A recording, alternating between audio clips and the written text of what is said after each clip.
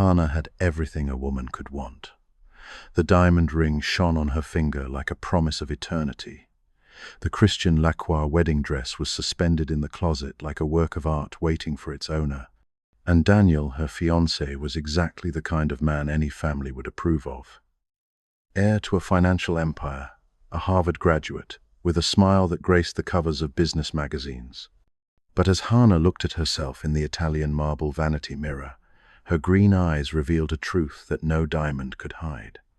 Behind that perfect facade, something was burning, something she had buried 3 years ago, but that had never truly died. Tomorrow I will be Mrs. Kim, she thought, adjusting the silk robe Daniel had given her as a gift. The perfect wife of the perfect man. But the word perfect sounded false in her mind. 3 years earlier, she had loved another man. Everyone would say it was a mistake. Her parents certainly did. Her friends whispered it. Society judged it. But Park Sung-ho wasn't just a mistake. He was the fire she had learned to carry in silence, the storm she had transformed into a forced calm. Sung-ho was everything Daniel was not.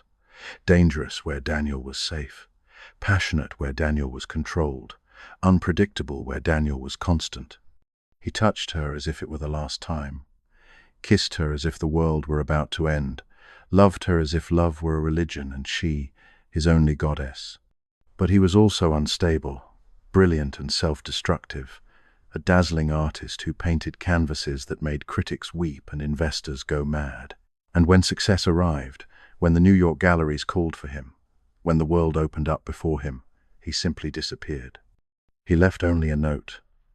"You deserve more than I can give."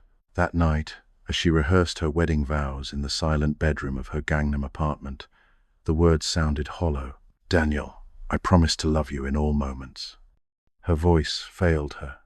How could she promise to love someone when her heart still carried the scars of another?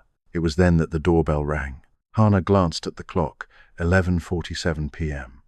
Who would visit at this hour, on the eve of her wedding? Through the peephole, her world collapsed. It was him, Park Sung-ho. Her fingers trembled as she opened the door. There he was, thinner, with a stubbled beard, the dark eyes she knew so well filled with an intensity that made her stomach churn. "You shouldn't be here," she whispered, her entire body tense, like an animal ready to flee or attack. "You're getting married tomorrow," he said, his hoarse voice carrying 3 years of regret. "But you still dream of me." It wasn't a question. It was a certainty that left her naked, exposed. She should have closed the door. She should have screamed for him to leave. But she stood frozen, staring at him as if her feet were glued to the floor, as if her body knew it was already too late. Sung-ho entered without permission, his steps echoing in the apartment that breathed luxury and order everything he never was. His gaze swept the room until it landed on the white dress laid out on the king-size bed. "You're going to sleep with him, wearing that dress?" he asked, each word a sharp blade. Hana blushed violently but couldn't answer.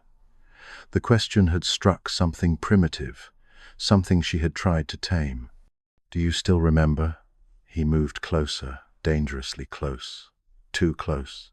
"About what we used to do when you screamed my name and begged me not to stop."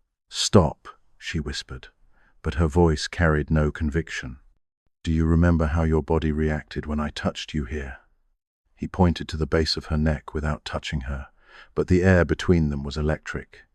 "And how you arched your back when I—" "Stop," she shouted, closing her eyes. A single tear escaped. "You left. I had to move on." "You moved on with the right man," he admitted, the pain evident in his voice. "But your skin still calls for me." She didn't deny it. She couldn't. "Why did you come back?" she asked, finally finding the courage to face him. "Because I can't stop thinking about you. Because every woman I touch has your face. Because every painting I create has your eyes." He ran a hand through his hair, a gesture she knew well. "Because I'm a coward who realized too late that I gave up the only thing that truly mattered. You abandoned me when I needed you most, when my father was in the hospital, when I begged you to stay. I thought you'd be better off without me. You deserved stability, not the chaos I bring wherever I go." You had no right to decide for me. The anger finally exploded. You loved me like a hurricane and then disappeared as if I were just nothing. Sung-ho moved closer until she could feel the heat of his body, the masculine scent that made her lose her reason. Tell me you feel nothing. Look me in the eyes and tell me that when he touches you, you don't close your eyes and imagine it's me. The silence was the answer he needed. Hana. He murmured her name like a prayer. I'm getting married tomorrow, she repeated, like a mantra. To a man you don't love the way you loved me. Daniel is good to me. He gives me security, stability. But he doesn't give you fire. He doesn't make you tremble just by hearing his voice on the phone. He doesn't make you wet just from remembering his touch. His words were forbidden, dangerous, but true. For a moment, just for a moment, she allowed herself to remember what it was like to be touched by someone who knew her completely, who knew exactly where to kiss, where to caress, how to make her lose all control. Her hands moved involuntarily to the belt of her robe. No, she whispered, but to herself, not to him. One last time, he begged, before you belong to another man forever. The sound of a key in the lock separated them like a lightning bolt. Daniel. Love? His voice echoed through the room. I saw the light on and decided to say goodnight. Hana pushed Sung-ho toward the bedroom, her heart beating so hard she was sure Daniel could hear it. I'm in here, she called out, trying to control her voice. Daniel appeared in the room, impeccable even at that hour, holding a bouquet of white roses. I thought I'd bring some flowers for my future wife. Tomorrow will be the most important day of our lives. He moved in to kiss her, but Hana subtly dodged him. I'm nervous, she lied. It's normal, isn't it? Daniel smiled understandingly and hugged her.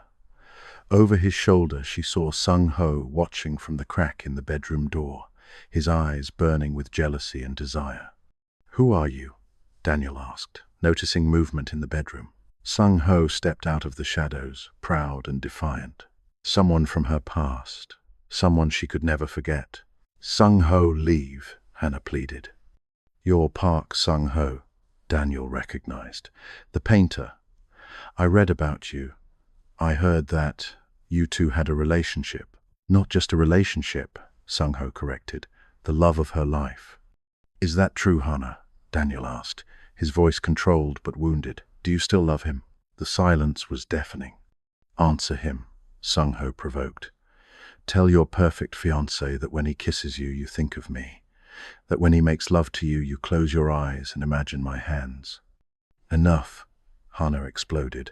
Both of you, stop. I am not a trophy for you to fight over. The impossible choice. I can give you everything, Daniel said, desperate. Security, family, a solid future. And I can give you the only thing that really matters, Sung-ho completed. True passion, all-consuming love, the feeling of being truly alive. Hana looked at the two men. One represented everything her head desired.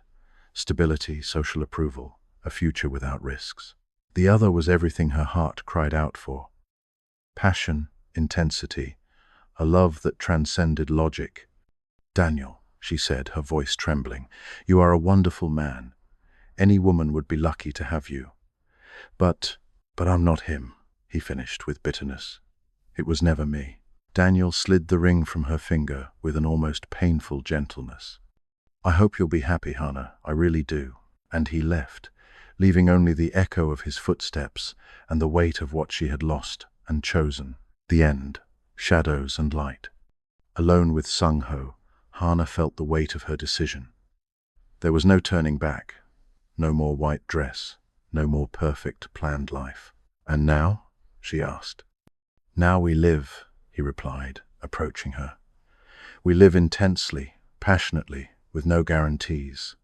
Just you and me against the world. And what if you leave me again? Then you will have lived, truly lived, even if only for a short time.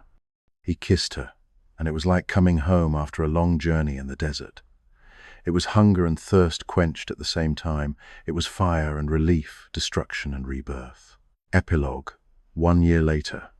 Hana gazed at the painting on the wall of the art gallery in Paris. Her own image stared back at her, painted with a passion that leaped from the canvas. Beside it, a small plaque read, "Shadows and Light, Park Sung-ho, inspired by the love of his life." Her hands rested on her slightly rounded belly. Inside her grew the fruit of a choice that defied all conventions. "No regrets?" Sung-ho asked, hugging her from behind.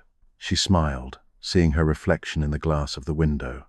She was no longer the perfect woman planning a perfect life. She was a woman who chose to feel, who chose to risk, who chose love over security. "Not a single one," she answered, and for the first time in years she was completely, devastatingly, passionately alive.